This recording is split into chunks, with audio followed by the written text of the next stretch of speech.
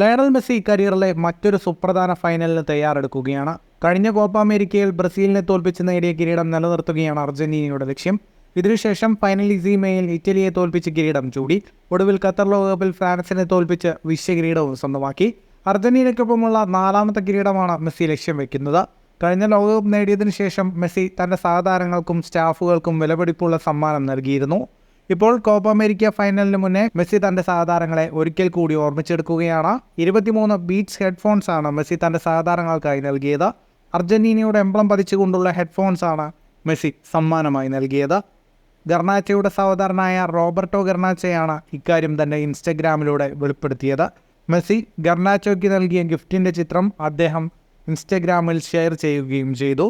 ഇതോടെയാണ് മെസ്സി സഹതാരങ്ങൾക്ക് നൽകിയ ഗിഫ്റ്റിനെ കുറിച്ച് ഫുട്ബോൾ ലോകം അറിഞ്ഞത്. ഇത്തവണ ഫൈനലിന് മുന്നേ തന്നെ മെസ്സി ഇത് സമ്മാനിക്കുകയായിരുന്നു. ഫുട്ബോൾ ലോകത്തെ കൂടുതൽ വാർത്തകൾക്കും വിശേഷങ്ങൾക്കുമായി സ്പോർട്സ് കഫേ ഇപ്പോൾ തന്നെ സബ്സ്ക്രൈബ് ചെയ്യുക.